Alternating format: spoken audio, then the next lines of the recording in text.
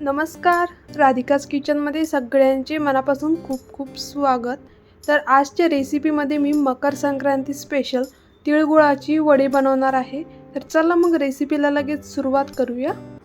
तर सगळ्यात अगोदर मी एका कढईमध्ये 1 कप गावरान तीळ भाजून घेणार आहे. तुम्हाला हे गावरान तीळ कोणत्याही किराणा दुकानामध्ये सहज मिळेल.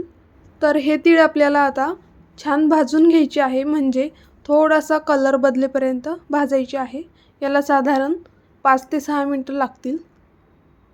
हे बघा, गावरान तीळ असे असतात आणि यातलेच दुसरे तीळ एकदम पांढरे असतात. गॅसच्या मीडियम फ्लेमवरतीच मी हे तीळ भाजून घेणार आहे.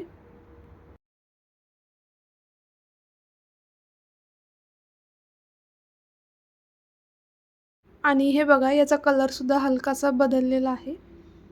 तीळ मस्त भाजलेत. आता गॅस बंद करते. तीळ भाजल्यानंतर यामध्येच आपल्याला 1/3 कप शेंगदाणे भाजायचे आहे. तुम्ही शेंगदाण्याचं प्रमाण कमी जास्त करू शकता. आता हे शेंगदाणेसुद्धा आपल्याला गॅसच्या मीडियम फ्लेमवरती लाल होईपर्यंत भाजायचे आहे. तर शेंगदाणेसुद्धा चांगले भाजलेत. आता हे काढून घेते. त्यानंतर इकडे तीळसुद्धा थंड झालेले आहेत आणि शेंगदाणे आहे याचे आपल्याला असे टर्फल काढून घ्यायचे आहे.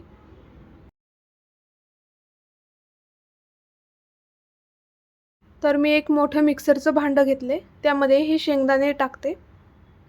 त्यानंतर हे भाजलेले जे तीळ आहे ते टाकते.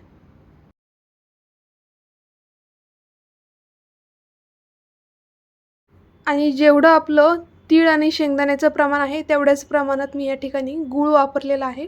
तर 1 कप तिळासाठी 1 कप गूळ वापरला आणि थोडेसे शेंगदाणे घेतले होते, त्यासाठी मी आणखी थोडासा गूळ यामध्ये ॲड करते. तर तीळ आणि गुळाचं प्रमाण या ठिकाणी सारखं सारखं घ्यायचं आहे. आता हे मिक्सरमध्ये आपण बारीक वाटून घेऊया. तर हे बघा, मिक्सरमध्ये फिरवून घेतलं आहे.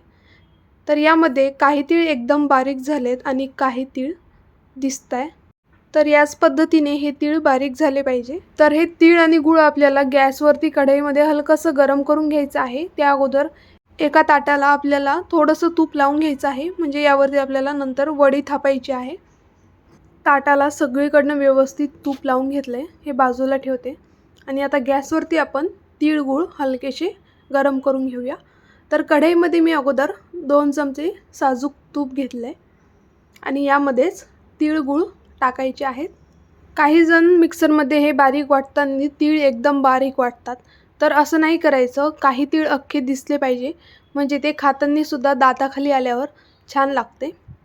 आता हे तुपामध्ये आपण सगळं मिक्स करून घेऊया आणि मोजून 3 ते 4 मिनटं आपल्याला हे गरम करून घ्यायचं आहे. तर हे बघा, यातला गूळ हलकासा गरम झाल्यामुळे वितळलेला आहे. तर आता गॅस बंद करते आणि लगेच हे तिळगुळाचं मिश्रण आपल्याला तूप लावलेल्या ताटामध्ये टाकायचं आहे आणि त्याला वरतून हलकंसं प्रेस करायचं आहे. अगोदर मी हे उचटणीने प्रेस करून घेते. याने एवढं काही जमत नव्हतं, म्हणून मी एका स्टीलच्या वाटीचा वापर केला. आणि महत्त्वाचं म्हणजे हे सारण गरम असतानाच आपल्याला हे सगळं प्रोसेस करायचे आहे.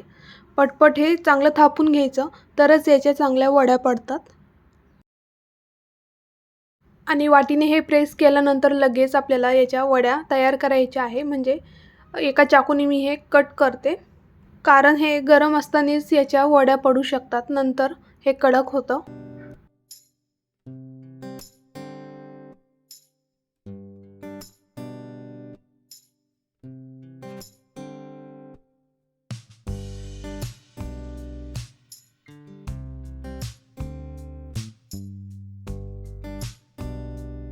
आणि या वड्या कट केल्यानंतर आपल्याला हे 15 ते 20 मिनटं असंच थंड होऊ द्यायचं आहे.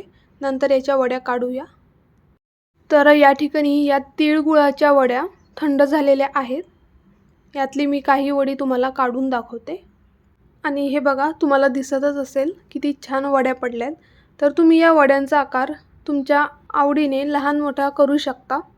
तर या मकर संक्रांतीला तुम्हीसुद्धा या पद्धतीने तिळगुळाची वडी बनवून बघा आणि कशी झाली आहे ती मला कमेंट करून नक्की कळवा.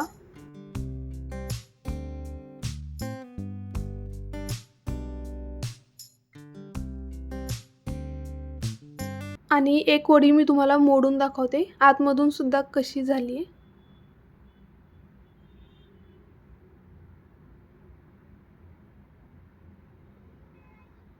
तर हे बघा मस्त खुसखुशीत झाली आहे.